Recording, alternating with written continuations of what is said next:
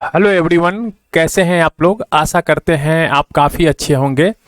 अभी आप स्क्रीन के ऊपर देख रहे हैं घटना चक्र। ये घटना चक्र समान अध्ययन पूर्वालोकन और सामान्य विज्ञान की ये किताब है।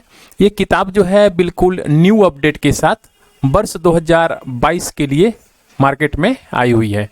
और इस किताब के अंदर जो है 1990 से लेकर वर्ष 2022 तक के यूपीएससी से लेकर और जितने भी स्टेट पीसीएस के एग्जाम्स हुए हैं उसके प्रश्न पत्र को सब्जेक्ट वाइज मोड में इंक्लूड किया गया है। आप यहाँ पे देख सकते हैं ये पूरा पेपर जो है ये सब्जेक्ट वाइज मोड में इंक्लूड किया जाता है। यहाँ पे भौतिकी विज्ञान है, रसायन विज्ञान है और जीव विज्ञान है, यानी पूरी साइंस की पेपर जो है इसके अंदर इंक्लूड किया गया है, वो भी सब्जेक्ट वाइज मोड में। और अभी तक जो है मैं भौतिकी विज्ञान का चैप्टर 1 से लेकर चैप्टर 4 तक, रसायन विज्ञान का और जीव विज्ञान का एक एक वीडियो जो है मैं बना रखा हूं। अगर आप इन वीडियो को नहीं देखे हैं तो प्लीज़ आप इन वीडियो को देखिए। ये वीडियो जो है आपके एग्ज़ाम के व्यू से काफ़ी इम्पोर्टेंट है। और बीपीएससी की अगर हम लोग बात करते हैं तो बीपीएससी में साइंस से 30 क्वेश्चंस आते हैं अप्रॉक्स, और ये 30 क्वेश्चन जो है डायरेक्ट इसी बुक से आते हैं। तो आप इन वीडियो को देखा कीजिए, ये आपके एग्जाम्स में काफ़ी आपको मदद करेगा। और अभी जो मैं आपके साथ डिस्कशन करने जा रहा हूँ वो है फिजिक्स का चैप्टर 5 और चैप्टर 6। आप स्क्रीन के ऊपर देखे भी होंगे चैप्टर 5 और चैप्टर 6। इसके अंदर जो है टोटल 195 क्वेश्चंस है। अगर मैं इस बुक की बात करता हूँ तो ये बुक जो है 28 डेज यानी 28 दिन के अंदर इस पूरे बुक को टारगेट रखा गया है समाप्त करने का। और मे बी ये बुक जो है 28 दिन के अंदर समाप्त हो जाएगा। अभी जो है इसके साथ जो है हिस्ट्री का भी मैं वीडियो बना रहा हूं और इसको भी 28 दिन के अंदर टारगेट रखा गया एंड करने का। मतलब हिस्ट्री और साइंस ये दोनों आपके 28 दिन के अंदर जो है समाप्त हो जाएंगे। आप इनके भी वीडियो देखा कीजिए, ये भी आपके एग्जाम्स में काफ़ी हेल्पफुल है। तो चलिए स्टार्ट करते हैं आज का सेशन। चैप्टर 5 स्थूल पदार्थों के गुण और प्रकाश। और हाँ, अगर अब तक आप हमारे चैनल पे नए हैं या फिर अब तक आपने चैनल को सब्सक्राइब नहीं किया है तो प्लीज़ आप चैनल को सब्सक्राइब कर लीजिए और बेल आइकन को प्रेस कर दीजिएगा, ताकि मैं जो भी लेटेस्ट वीडियो अपलोड करूं अपने चैनल के ऊपर उसका इन्फॉर्मेशन जो है तुरंत आपको मिल जाए। और अपने दोस्तों के साथ वीडियो को थोड़ा शेयर भी कर दिया कीजिए और वीडियो को अंत तक देखा कीजिएगा और एक लाइक का बटन जरूर दबाइएगा। तो चलिए स्टार्ट करते हैं आज का सेशन। आप स्क्रीन के ऊपर देख रहे हैं ये आज का पहला टॉपिक है स्थूल पदार्थों के गुण। तो चलिए इसको हम लोग डिस्कस करते हैं। और हाँ, अगर आप जो रिमेनिंग वीडियो है, काफ़ी बच्चे कहते हैं कि सर इसका प्लेलिस्ट मुझे नहीं मिल रहा है। मैं उन बच्चे को कहना चाहता हूं कि जो हमारे रिमेनिंग वीडियो हैं इसके हिस्ट्री और साइंस के, उसका जो लिंक है मैं नीचे डिस्क्रिप्शन बॉक्स में दे दूंगा, आप वहां से भी देख सकते हैं। तो चलिए स्टार्ट करते हैं आज का पहला प्रश्न। पहला प्रश्न कह रहा है कि वर्षा की बूंद की गोलाकार आकृति का कारण क्या है। तो देखिए, वर्षा की बूंद का जो गोलाकार आकृति है उसका कारण है पृष्ठ तनाव यानी सरफेस टेंशन। सरफेस टेंशन के कारण जो है वर्षा की बूंदें गोल हो जाया करती है। पानी की बूंद गोलाकार होती है, इसका कारण क्या है। तो अभी मैंने बताया सरफेस टेंशन। सरफेस टेंशन के कारण जो है पानी की बूंदें गोल हो जाया करती हैं। वर्षा की बूंदें गोलाकार होती है क्यों? क्योंकि ये सरफेस टेंशन के कारण यानी जल में पृष्ठ तनाव होता है, जिसके कारण द्रव बूंद की संकुचित होकर न्यूनतम क्षेत्रफल घेरने की आवृत्ति के कारण होता है। तो ये होता है पृष्ठ तनाव। नैनो द्रव्यों का सर्वाधिक महत्वपूर्ण गुण होता है, तो ये गुण होता है संघर्षण। तेल जल के तल पर फैल जाता है क्योंकि तेल का जो तल तनाव है ये पानी से कम होता है, इसीलिए फैल जाता है। मिट्टी का तेल पानी के ऊपर इसलिए तैरता है क्योंकि उसका जो घनत्व होता है पानी के घनत्व से कम होता है। साबुन के बुलबुले के अंदर का दाब तो साबुन के बुलबुले के अंदर का दाब जो है ये वायुमंडलीय दाब से अधिक होता है। यदि साबुन के दो भिन्न भिन्न व्यासों के बुलबुले को एक नली के द्वारा एक दूसरे के संपर्क में लाया जाए तो क्या घटित होगा? तो ये होगा छोटा बुलबुला और छोटा और बड़ा बुलबुला और बड़ा हो जाएगा। जब किसी साबुन के बुलबुले को आवेशित किया जाता है तो निम्न में से क्या घटित होता है? तो ये हो जाता है त्रिज्या जो होती है वो बढ़ जाती है। एक ही पदार्थ से बने चार तार जिनकी विमाएं नीचे दी गई है अलग अलग बार एक ही भार से खींचे जाते हैं, उनमें से किस एक में अधिकतम धैर्य वृद्धि होती है? तो यह होता है 3 मीटर लंबाई और 1.5 mm वाला तार से। देखिए इसको हम लोग थोड़ा सा सॉल्व कर लेंगे, तो सॉल्व करने के बाद जो होता है हमें पता चलता है। तो नेक्स्ट क्वेश्चन की तरफ हम लोग देख रहे हैं। कह रहा है कि निम्नलिखित कथनों पर विचार कीजिए, यदि केशिकत्व की परिघटना नहीं होती तो और इसमें कह रहा है कि कौन सा कथन जो है सही है। तो आइए हम लोग चेक कर लेते हैं एक बार कौन सा कथन सही है। देखिए किरोसिन दीप का उपयोग मुश्किल हो जाता, तो ये बात सही है। अगर केशिकत्व की परिघटना नहीं होती तो जैसे हम लोग डिबरी जलाते हैं मिट्टी के तेल में डालकर, तो ये इसका उपयोग करना मुश्किल हो जाता, ये सही है।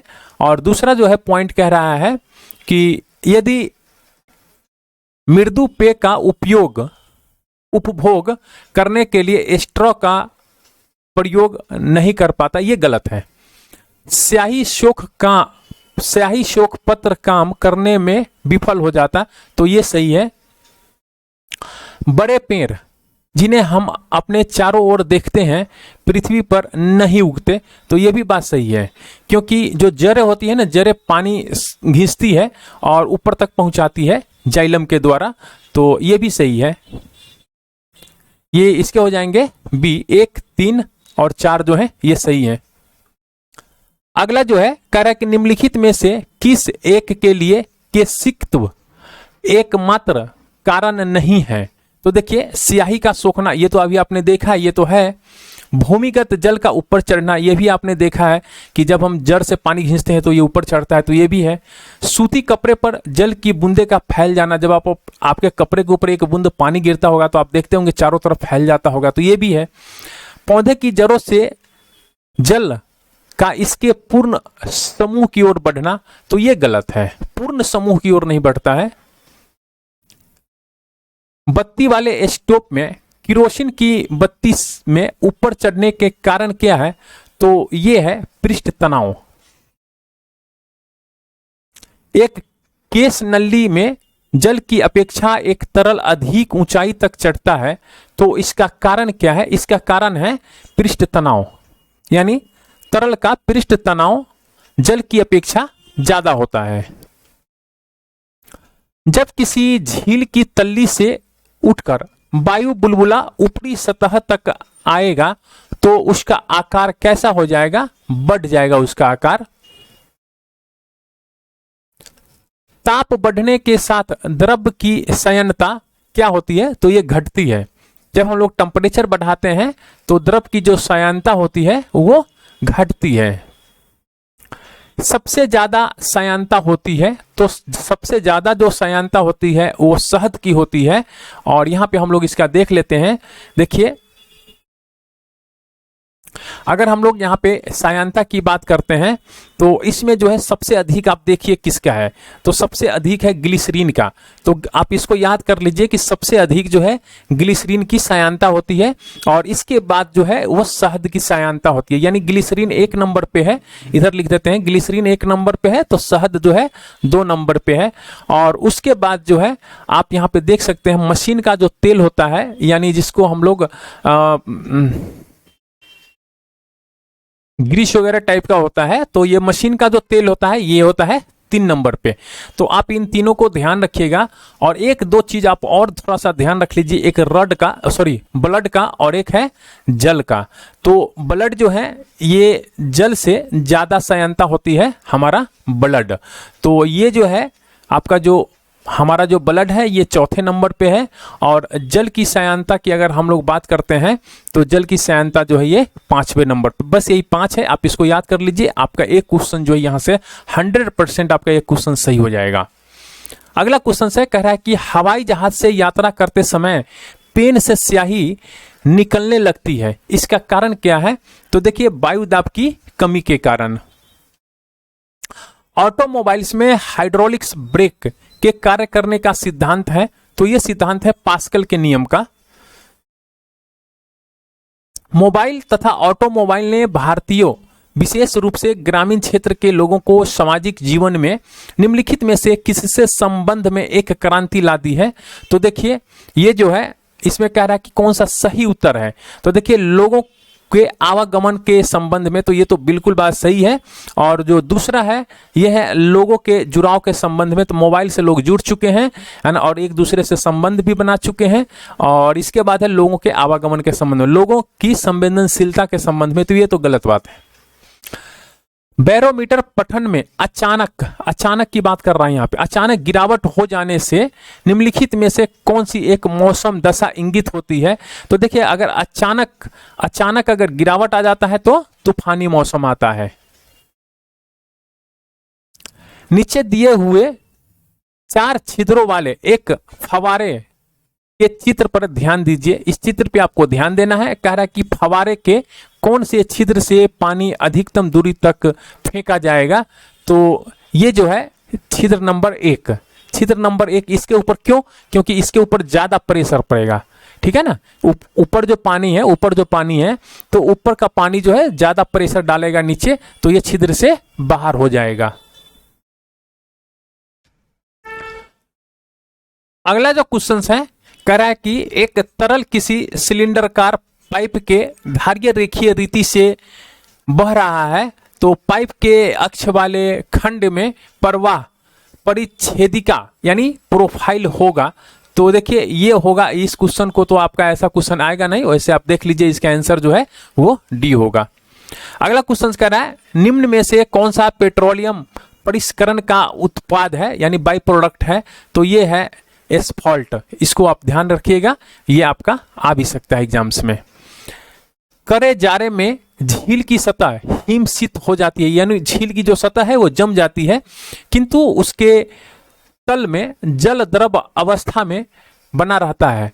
यह किस कारण से होता है? तो देखिए ये होता है जल की सघनता यानी 4 डिग्री सेंटीग्रेड पर अधिकतम होती है, इसके कारण से।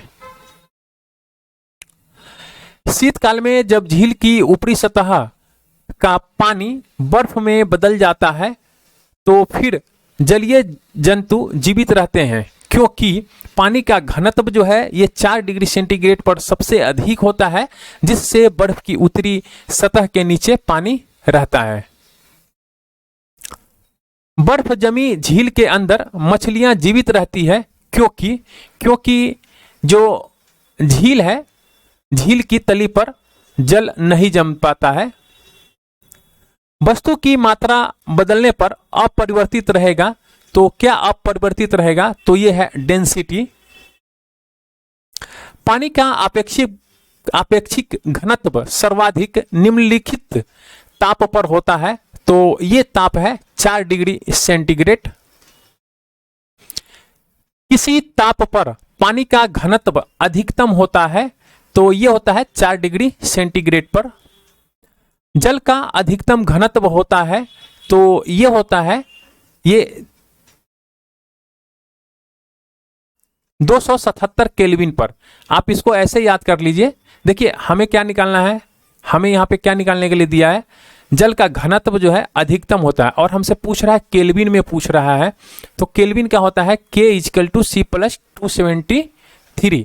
तो हमारा जो जल का घनत्व है वो 4 डिग्री सेंटीग्रेड पर अधिकतम होता है, प्लस इसमें 273 हम लोग ऐड करेंगे। ये फार्मूला में दिया हुआ है, क्योंकि हमें टेम्परेचर किस में निकालना है, केल्विन में निकालना है, तो ये हो जाएगा 277।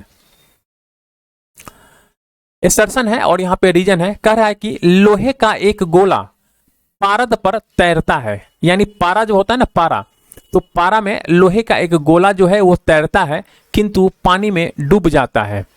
दूसरा कथन कह रहा है कि लोहे का आपेक्षिक घनत्व पारद के आपेक्षिक घनत्व से अधिक होता है। तो देखिए इसमें जो है ये ए सही है परंतु आर जो है वो गलत है। लोहे की कील पारे पर क्यों तैरती है जबकि पानी में वह डूब जाती है? तो इसका है लोहे का घनत्व पानी से अधिक है तथा पारे से कम है, इसीलिए। अगला क्वेश्चन है, कह रहा है कि एक सुई पानी में डूब जाती है जबकि लोहे से बना जहाज पानी में तैरता है। क्योंकि जहाज जो होता है ये सुई का जो आपेक्षिक घनत्व है उसके द्वारा हटाए हुए पानी की आपेक्षिक घनत्व से अधिक होता है, इसीलिए। अगला क्वेश्चन है, कह रहा है कि लोहे की सुई पानी की सतह पर किस कारण से तैरती है? तो यह तैरती है पृष्ठ तनाव के कारण। जब कुएं से पानी की बाल्टी को ऊपर खींचते हैं तो हमें महसूस होता है कि बाल्टी पानी की सतह से ऊपर भारी हो गई है। एक भारहीन गुब्बारे में 200 ग्राम जल भरा गया है तो इसका जल में भार होगा, तो इसका जल में भार जो होगा वो 0 होगा। मथने के पश्चात क्रीम का दूध से पृथक हो जाने का कारण क्या है? तो ये कारण है अपकेंद्रीय बल। बादल के वायुमंडल में तैरने का कारण क्या है? तो देखिए ये तैरने का जो कारण है वो है घनत्व। देखिए डेंसिटी कम होता है जिसलिए वो बादल जो है तैरता है। निम्नलिखित में से कौन सा तत्व सबसे पहले कृत्रिम रूप से उत्पादित किया गया था? तो ये किया गया था टेक्नीशियम। समुद्र में प्लवन करते हुए आइसबर्ग का कितना भाग समुद्र की सतह से ऊपर होता है? तो यह होता है 1/9 भाग। पानी के एक गिलास में एक बर्फ का टुकड़ा तैर रहा है। जब बर्फ पिघलती है तो पानी के स्तर पर क्या प्रभाव होगा? तो यह होगा उतना ही होगा। पानी के 4 डिग्री सेंटीग्रेड पर शरीर तैरता है। यदि तापमान 100 डिग्री सेंटीग्रेड हो जाए तो यह होगा शरीर क्या होगा? डूब जाएगा।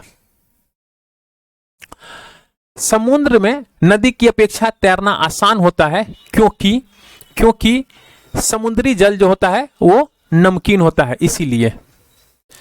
जब कोई जहाज नदी से सागर में घुसता है तो वह कुछ ऊपर उठ जाता है।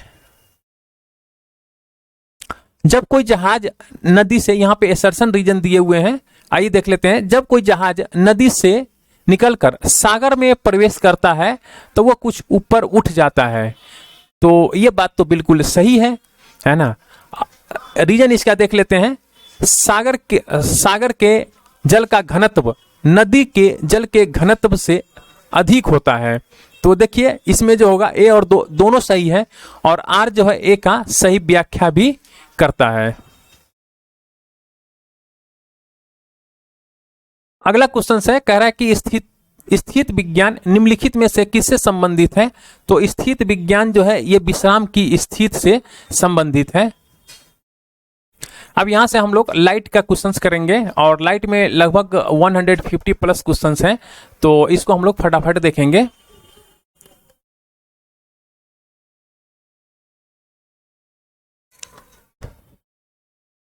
लाइट का जो पहला क्वेश्चन है आप स्क्रीन के ऊपर देख सकते हैं।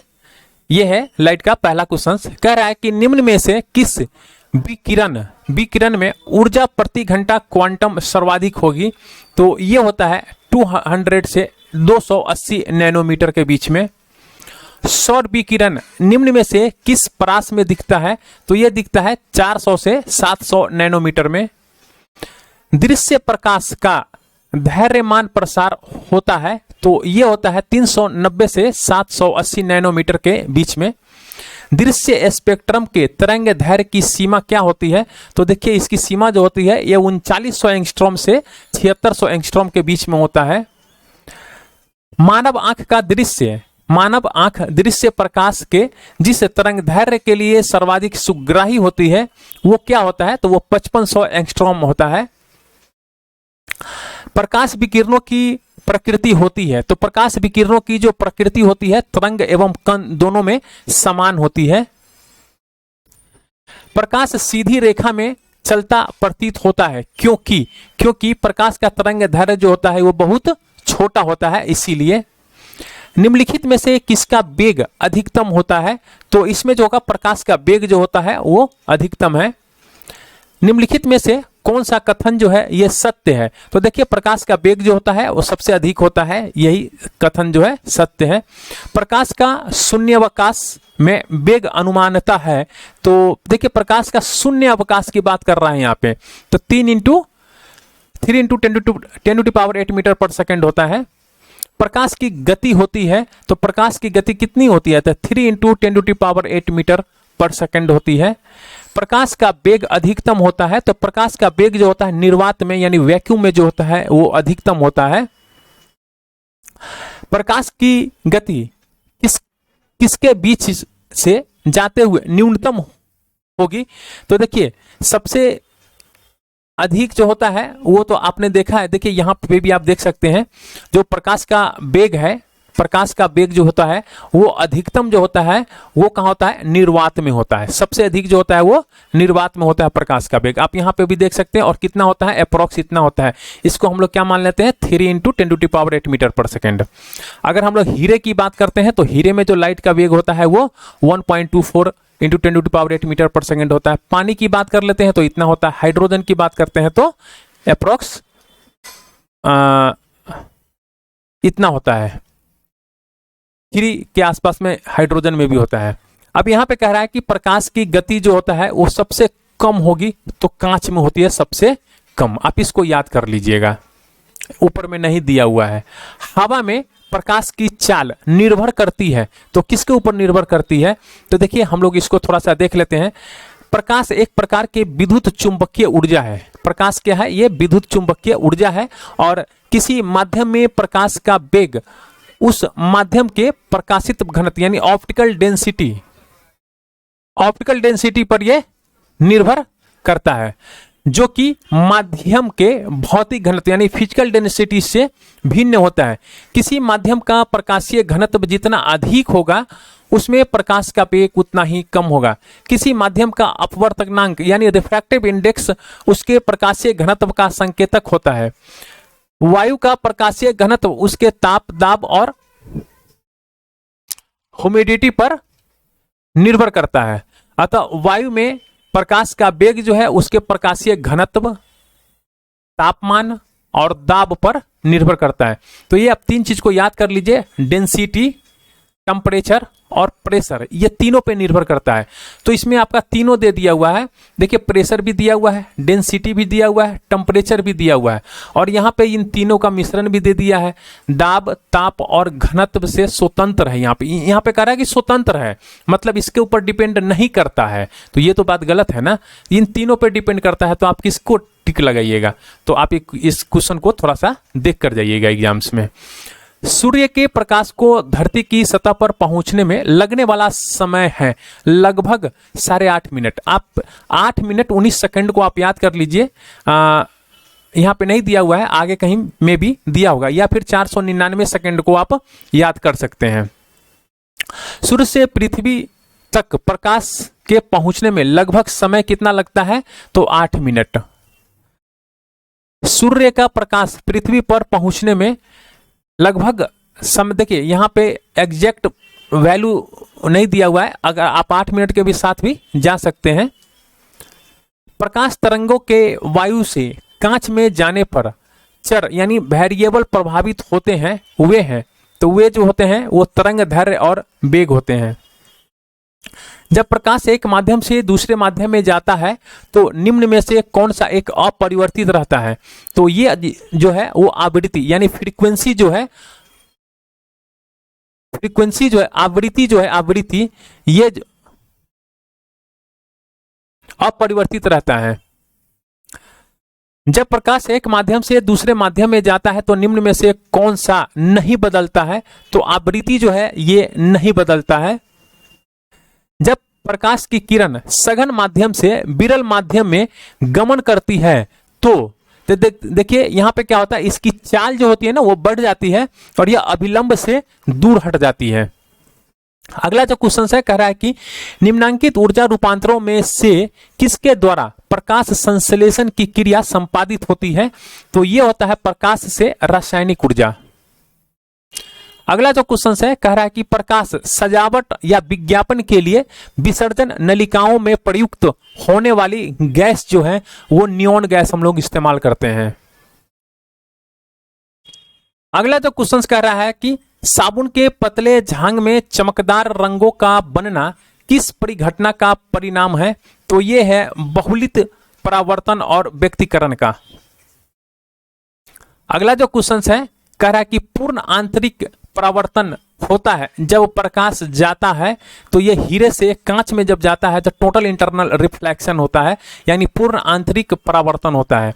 ऑप्टिकल फाइबर यानी प्रकाश तंतु जिस सिद्धांत पर काम करता है वो है, तो वो क्या है? ये पूर्ण अभ्यंतर यानी आंतरिक परावर्तन है।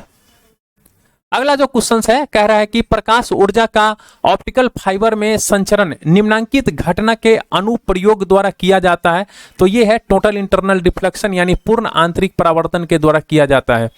निम्नलिखित में से किस परिघटना का उपयोग जो है ये ऑप्टिकल फाइबर में किया जाता है? तो ऑप्टिकल फाइबर में जो है ये टोटल इंटरनल रिफ्लेक्शन का हम लोग इस्तेमाल करते हैं यानी पूर्ण आंतरिक परावर्तन का।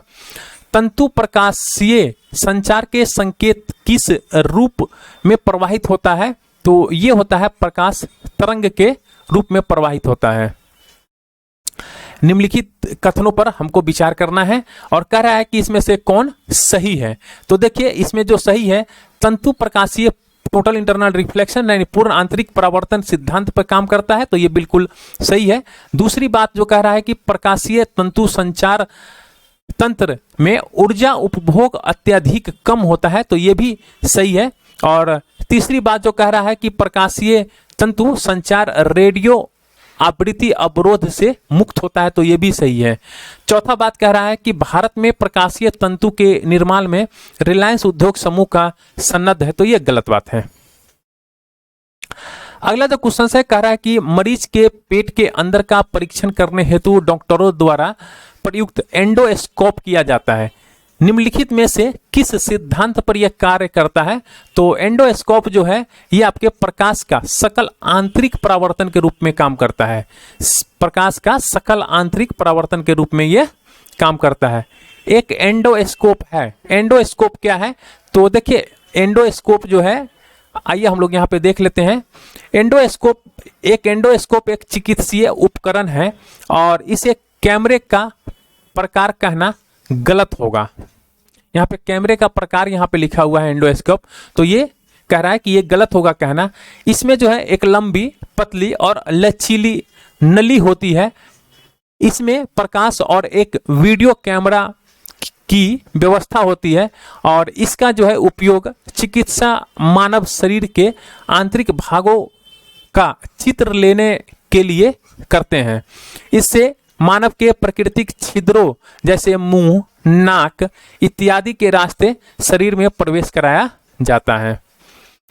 मृग मरीचिका का कारण क्या है? तो मृग मरीचिका का जो कारण है यह प्रकाश का टोटल इंटरनल रिफ्लेक्शन है।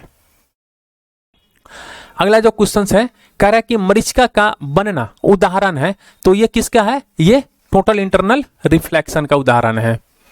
मृग तृष्णा उदाहरण है, तो मृग तृष्णा जो है यह पूर्ण आंतरिक परावर्तन का उदाहरण है। निम्नलिखित प्राकृतिक तथ्यों पर विचार कीजिए, तो यह हमें विचार करना है और कह रहा है कि किस तथ्य के कारण मरीचिका बनती है? तो यह तथ्य है स्थलीय तापमान और प्रकाश का अपवर्तन के कारण जो है क्या बनती है? मरीचिका बनती है। एक कटा हुआ हीरा क्यों जगमगाता है? तो एक कटा हुआ हीरा जो है टोटल इंटरनल रिफ्लेक्शन के कारण जो है वो जगमगाता है। उचित रीति से कटे हीरे की असाधारण चमक का आधारभूत कारण यह है कि यह है कि उसका जो है अति उच्च परावर्तन सूचकांक होता है, सॉरी अपवर्तन सूचकांक होता है। एक कटा हुआ हीरा जगमगाहट के साथ चमकता है क्योंकि टोटल इंटरनल रिफ्लेक्शन के कारण। एक कटा हुआ हीरा जगमगाहट के साथ चमकता है क्योंकि टोटल इंटरनल रिफ्लेक्शन के कारण। यहां पे देखिए एसर्शन दिया हुआ है और रीजन दिया हुआ है, तो यहां पे हम लोग देखते हैं कि कौन सा एसर्शन रीजन जो है ये सही है। तो देखिए यहां पे कह रहा है कि हीरा अपने आकार के अनुकारी कांच से अधिक झिलमिलाता है, तो ये बात जो है ये बिल्कुल सही है। हीरे का अपवर्तनांक कांच के अपवर्तनांक से कम होता है, तो ये जो है ये गलत है, यानी ए सही है, आर गलत है।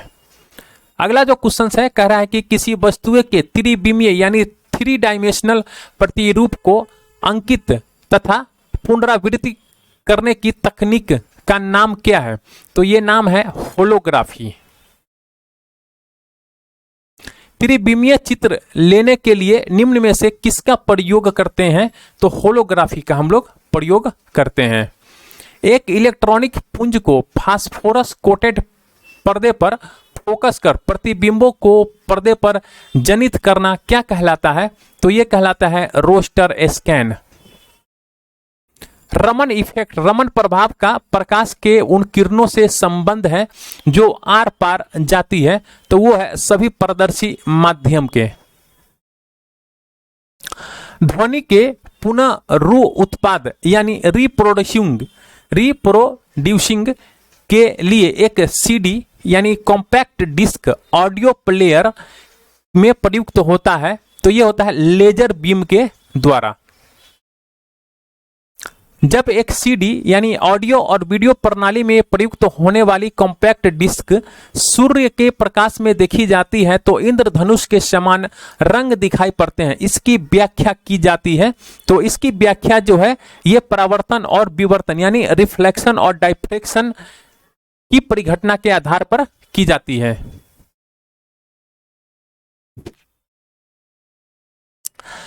अगला जो क्वेश्चन है कह रहा है कि निम्नलिखित कथनों पर विचार कीजिए और इनमें से कौन सा कथन जो है वो सही है। तो देखिए अगर हम लोग बात करते हैं दीर्घ तरंग दैर्घ्य वाले प्रकाश का परिकर्णीय लघु तरंग दैर्घ्य वाले प्रकाश से कहीं अधिक होता है, तो ये गलत बात है। और अगर हम लोग बात कर लेते हैं ये जल में दृश्य प्रकाश की गति निर्वात में गति का 0.95 गुना होता है, तो ये भी गलत है। तीसरी बात अगर हम लोग करें, कह रहा है कि रेडियो तरंगे द्रुतगामी दो लायमान वैद्युत धाराओं से उत्पन्न होता है, तो ये बिल्कुल सही है। अति चालन वाहनों का पता लगाने के लिए पुलिस डॉपलर के प्रवर्ती लघु रेडियो तरंग इफेक्ट का उपयोग करती है, तो ये भी बिल्कुल सही है, यानी इसके हो जाएंगे डी। फिर यहाँ पे सर्सन और रीजन दिया हुआ है, कह रहा है कि एक चलचित्र मतलब सिनेमा की बात कर रहा है। चलचित्र में पूरी फिल्म के एक सिरे से दूसरे सिरे तक सामान्यतः 24 फ्रेम यानी प्रति सेकंड प्रोजेक्टेड किए जाते हैं, तो ये एसर्शन है, रीजन है, और इसमें कह रहा है कि कौन सही है और कौन गलत है। तो ये जो है ये बिल्कुल सही है। अभी जो हम लोग वीडियो बनाते हैं ये 30 FPS पे वीडियो बनाते हैं। दूसरा कह रहा है कि आंख की रेटिना पर निर्मित प्रतिबिंब उद्दीपन स्टिमुलस हटाने के बाद 0.1 सेकेंड तक बना रहता है, तो ये गलत है। तो यानी इसका हो जाएगा ए सही है और आर गलत है। दूरदर्शन के संकेत एक निश्चित दूरी के बाद नहीं मिल सकते हैं, क्योंकि पृथ्वी की सतह वर्गाकार है, इसके कारण। दूरदर्शन प्रसारण में श्रव्य संकेतों का प्रेषण करने के लिए प्रयुक्त तकनीक है, तो यह तकनीक क्या है? आवृत्ति मॉड्यूलन। अगला जो क्वेश्चन है कह रहा है कि दृष्टिपटल रेटिना पर जो चित्र बनता है उसको हम लोग क्या बोलते हैं? वो वस्तु से छोटा होता है और वह उल्टा होता है। अभिनेत्र लेंस द्वारा किसी वस्तु का किस प्रकार का प्रतिबिंब रेटिना पर बनाया जाता है? तो यह बनाया जाता है उल्टा और वास्तविक। क्या मुख्य कारण है कि एक आंख की उपेक्षा दो आंख का होना अत्यधिक उपयुक्त है? तो यह है, इस कारण से दूरी व गहराई का एहसास होता है। निम्नलिखित में से कौन सा कथन सही नहीं है, यहां पे बोल रहा है। तो देखिए हम लोग देखते हैं जो कथन सही नहीं है। देखिए मनुष्य का कान जो है 1000 हर्ट्ज पर सबसे सुग्राही होता है, तो यह बिल्कुल सही है। मनुष्य की आंख लाल रंग के लिए सबसे अधिक सुग्राही होता है, तो यह गलत है। कह रहा है कि कौन सा कथन सही नहीं है, तो यह गलत है। सुनने की दृढ़ता 1/10 सेकंड होती है, तो यह सही है। और दृष्टि की दृढ़ता जो होती है 1/16 सेकंड होती है, तो यह भी सही है।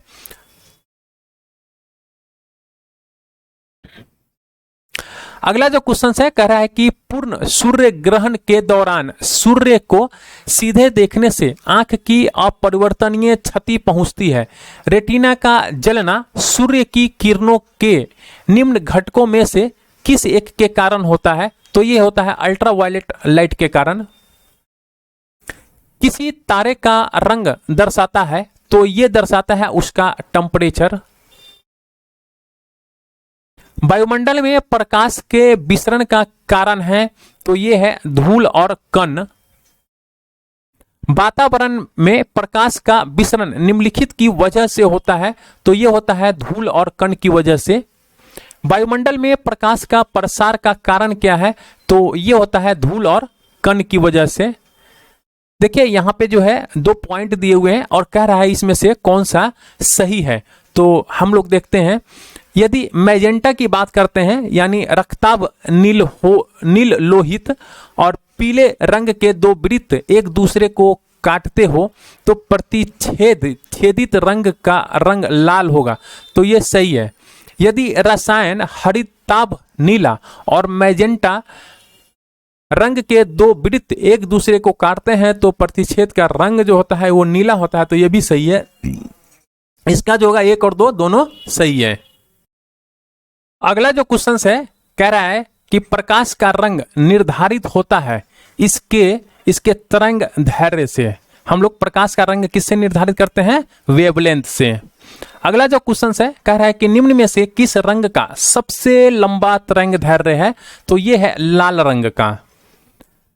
सबसे कम वेवलेंथ यानी तरंग दैर्ध्य वाला प्रकाश होता है, तो सबसे कम होता है बैगनी का। दृश्य वर्णक्रम में सबसे कम तरंग दैर्ध्य वाला रंग है, तो यह है आपको बैगनी। निम्नलिखित में से किसमें उच्चतम ऊर्जा होती है? तो सबसे अधिक ऊर्जा होता है नीला प्रकाश का, ऊर्जा जो है सबसे अधिक होता है। सफेद प्रकाश में उपस्थित निम्नलिखित रंगों में से कौन सा रंग शीशा के प्रिज्म द्वारा सबसे कम विचलित होता है? तो यह होता है लाल रंग। यहां पे देखिए एसर्शन और रीजन दिए हुए हैं और इसमें कह रहा है कि कौन सा कथन सही है। तो देखिए हम लोग इसको देख लेते हैं। प्रकाश के दृश्य वर्णन में लाल प्रकाश हरे रंग की अपेक्षा अधिक ऊर्जस्वी होती है, तो ये जो है ये गलत है। लाल रंग का तरंग दैर्ध्य जो है ये हरे प्रकाश के तरंग दैर्ध्य से अधिक होता है, तो ये सही है। यानी इसका हो जाएगा 1 गलत और R सही।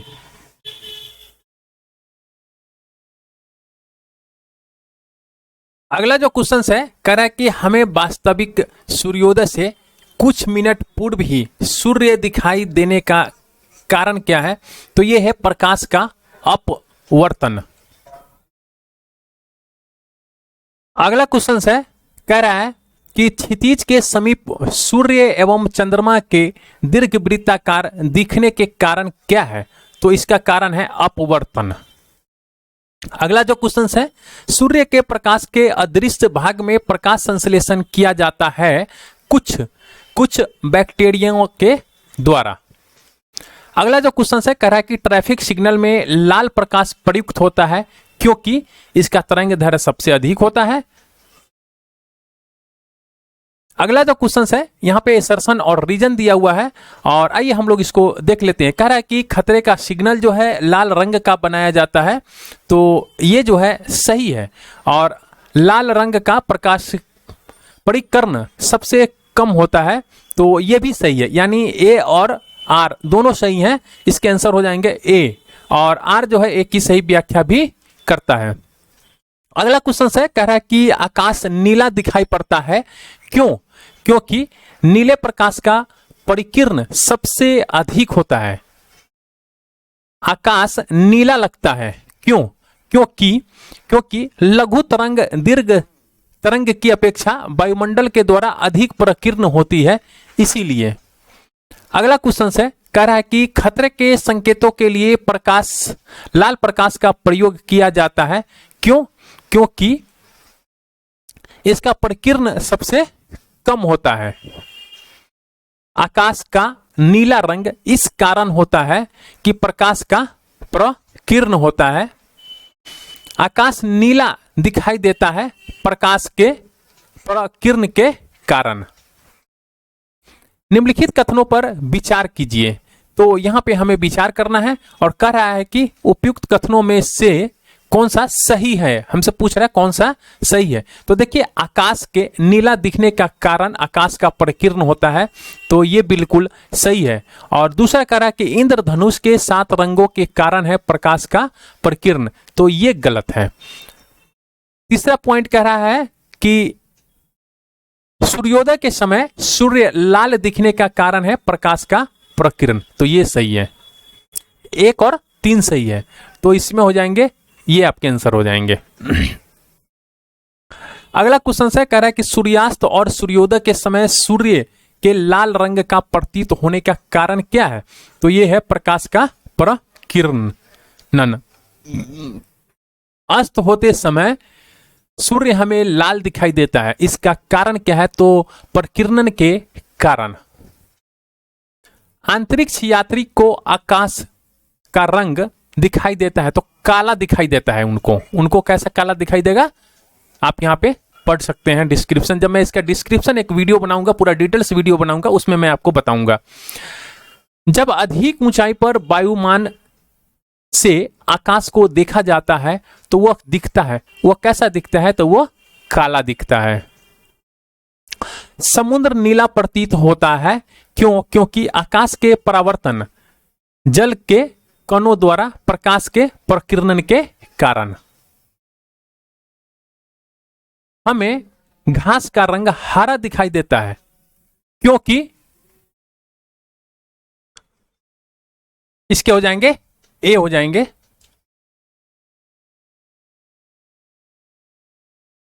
इसके जो होंगे ये ए हो जाएंगे।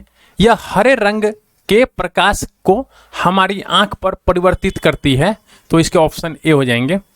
अगला जो क्वेश्चन है, कह रहा है कि प्रसारी विश्व की संकल्पना आधारित है, तो ये है डॉपलर इफेक्ट पर।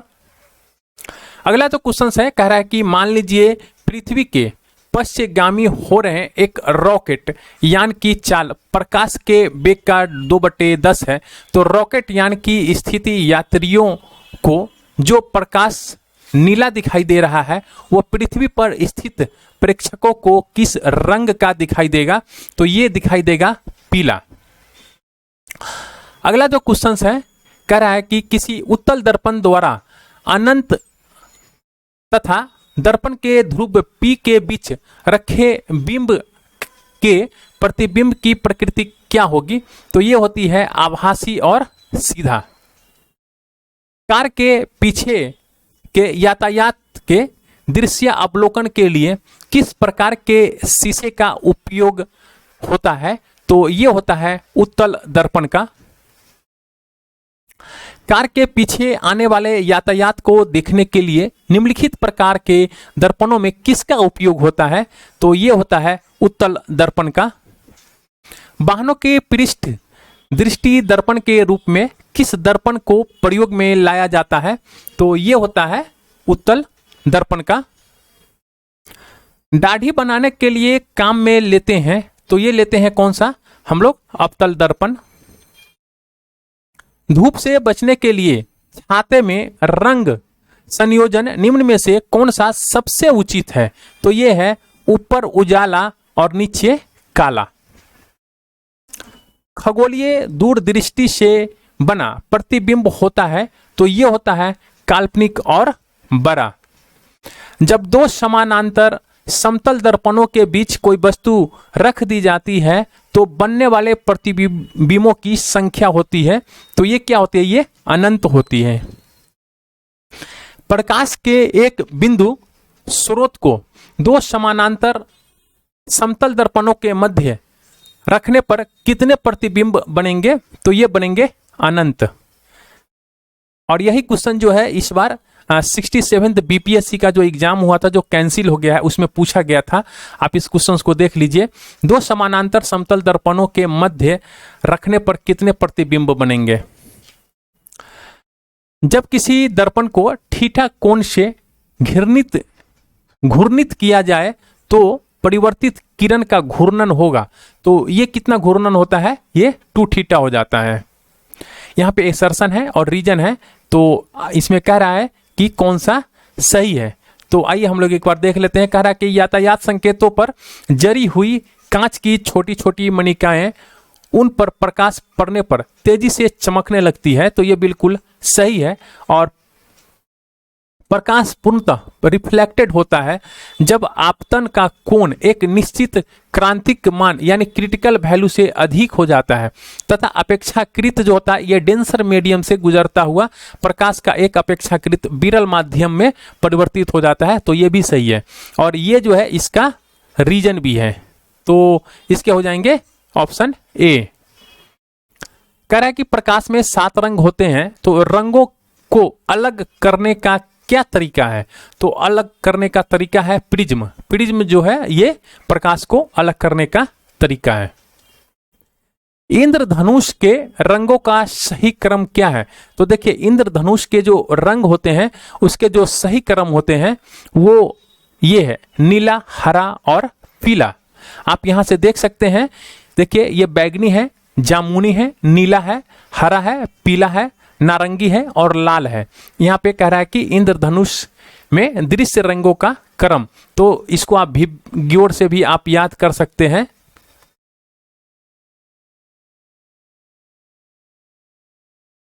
इससे भी आप इसको याद कर सकते हैं, ये जिस तरह लिखा हुआ है उसी तरह मैंने यहां पे लिखा है।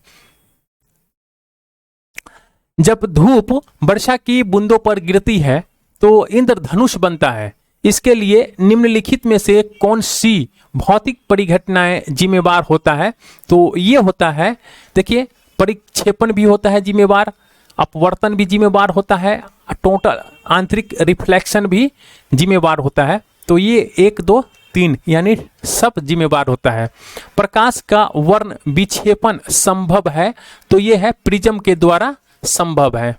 अगला जो क्वेश्चन है कह रहा है कि अधोलिखित में से कौन सा रंग इंद्रधनुष के मध्य में दिखाई देता है, तो ये दिखाई देता है बी यानी हरा। देखिए यहां पे कह रहा है कि इंद्रधनुष के मध्य में, तो आपको हरा रंग यहां पे दिखाई देगा। देखिए इधर से लाल, ऑरेंज और पीला, और यहां से देख लीजिए ये ब्लू, इंडिगो और वायलेट, और बीच में जो है ये हरा है। इंद्रधनुष के दोनों सीमांत वर्ण पट्ट होते हैं, तो ये कैसा होता है, ये बैगनी और लाल होता है। देखिए इधर रेड है और इधर जो है बैगनी है, यानी लाल और वायलेट, इसको भी आप ध्यान में रखिएगा। अगला जो क्वेश्चन है कह रहा है कि दोपहर के 12 बजे किस दिशा में इंद्रधनुष जो है वो दिखाई देते हैं, तो यह हम लोग नहीं देख सकते हैं। अगला जो क्वेश्चन है कह रहा है कि यहाँ पे असर्शन है और रीजन है, और कह रहा है कि कौन सा सही है, तो आइए हम लोग एक बार चेक कर लेते हैं। एक छड़ी को जल में तिरछी स्थिति में डुबोया गया है। यदि बगल से देखा जाए तो यह छड़ी छोटी और जल की सतह पर झुकी हुई प्रतीत होती है, तो यह बिल्कुल सही है। दूसरी बात कह रहा है कि छड़ी से आने वाला प्रकाश जल अणुओं से परिकीर्णित होकर छड़ी के छोटी एवं झुकी हुई होने का आभास देता है, तो ये बात गलत है, यानी इसका हो जाएगा ए सही, आर गलत है। यहाँ पे 2 पॉइंट दिए हुए हैं और कह रहा है इस दोनों में से कौन सा सही है, तो आइए हम लोग देख लेते हैं। यदि कोई व्यक्ति पानी भरी बाल्टी में पड़े एक सिक्के को देखता है तो उसे सिक्का अपने वास्तविक स्थल से अपेक्षाकृत निकट लगेगा। तो ये बात बिल्कुल सही है। आप ग्लास में भी देखते होंगे, यदि नींबू ग्लास में रखा रहता है तो आप वहाँ पे भी देख सकते हैं नींबू बड़ा दिखाई देता है। यदि जल के अंदर कोई व्यक्ति जल तल से ऊपर एक सिक्के को देखता है तो सिक्का अपने वास्तविक स्थल से अपेक्षाकृत अधिक ऊंचाई पर लगता है। तो ये भी बात सही है। तो इसके हो जाएंगे 1 और 2 दोनों सही हैं। जल में वायु का बुलबुला किसकी भांति व्यवहार करेगा? वह है, तो वह जो होता है ये अवतल लेंस।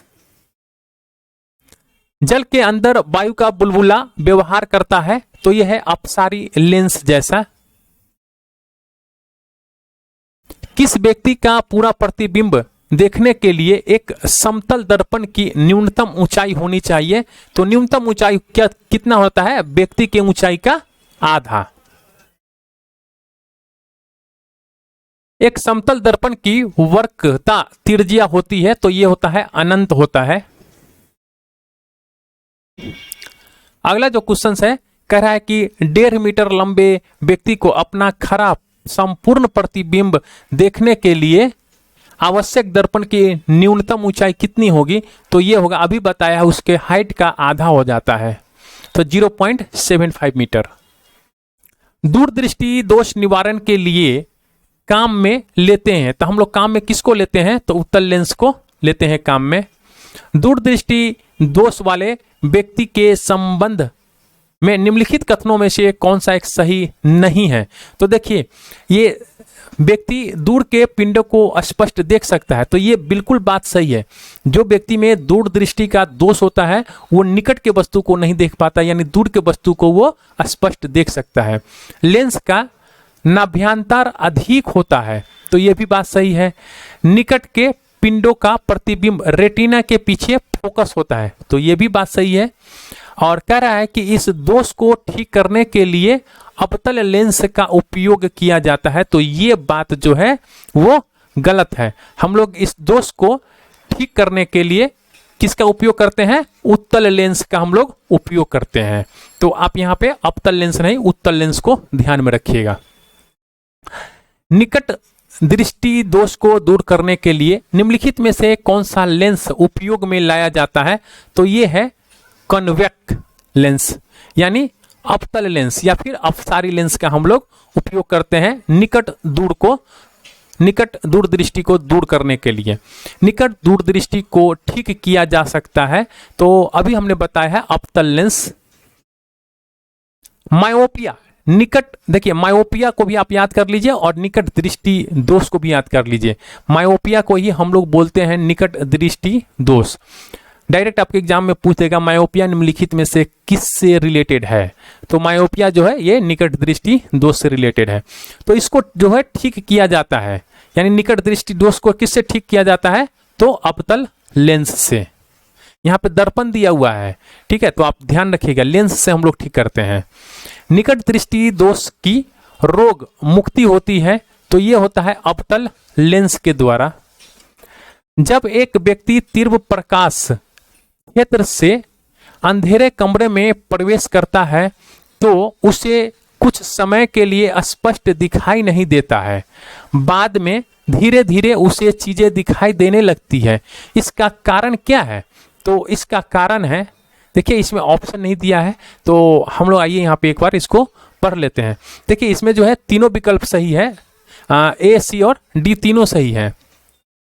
तो देखिए पुतली का आकार में परिवर्तन, लेंस के व्यास और फोकस की दूरी में परिवर्तन और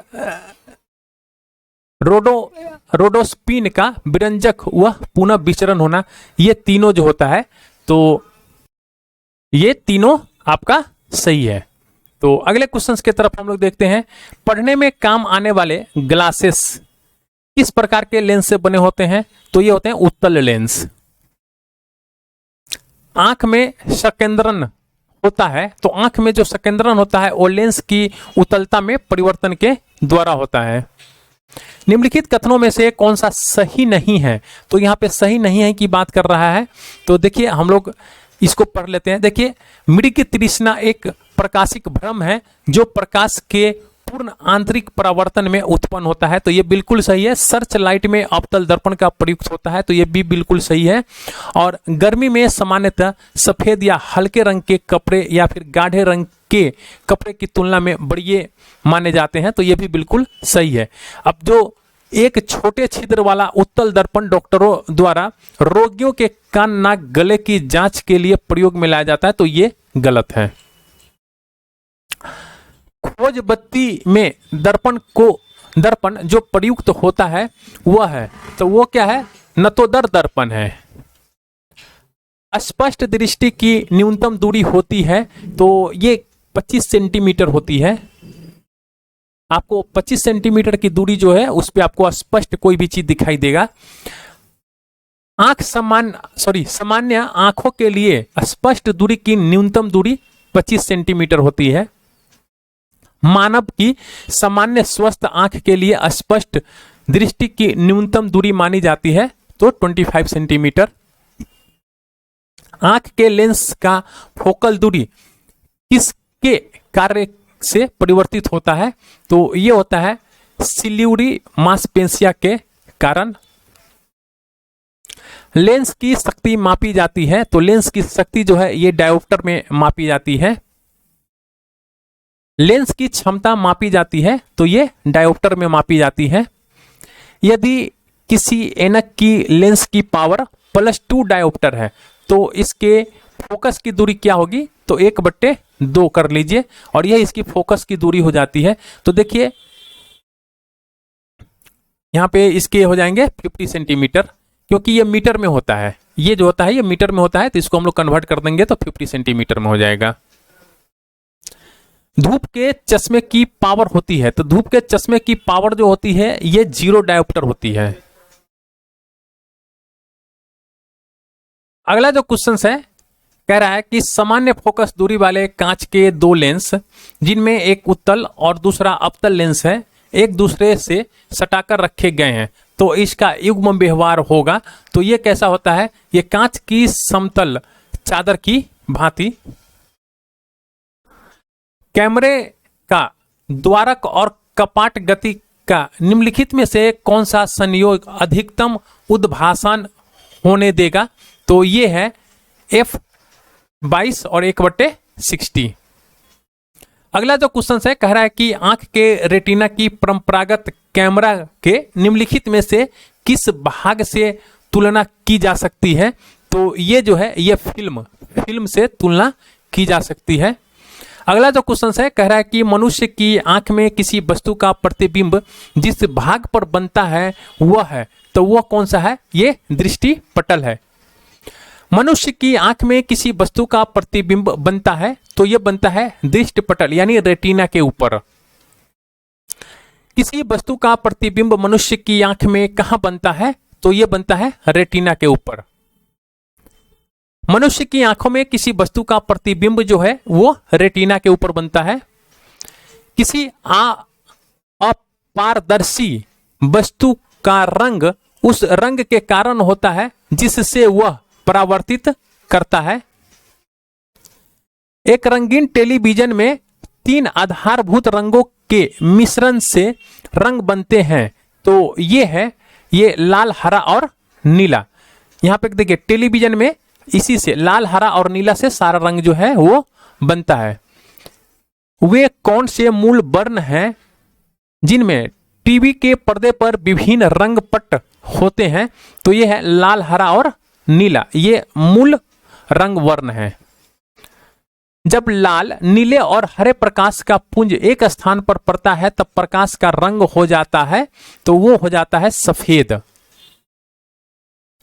निम्नलिखित में से कौन सा प्राथमिक रंग नहीं है? तो ये है काला। काला जो है ये प्राथमिक रंग नहीं है।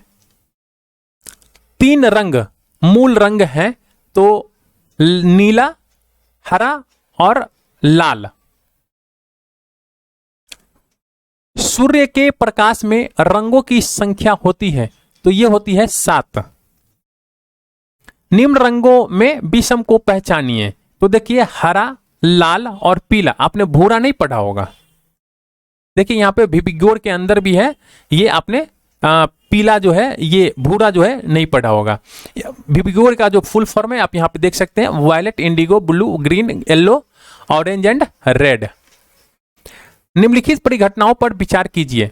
देखिए इसमें कह रहा है कि कौन से दृष्टि भ्रम है, तो इसमें से कौन जो है वो दृष्टि भ्रम है की बात कर रहा है। तो एक जो है क्या है, ये गोधूली से सूर्य का अमाप, ये दृष्टि भ्रम है। और दूसरा जो है ये है उषा काल में सूर्य का रंग, ये भी दृष्टि भ्रम है। और इसके बाद जो है ये आकाश में तारे का टिमटिमाना, ये भी दृष्टि भ्रम है। तो इसी के साथ जो है ये आज का सेशन यहीं पे एंड होता है।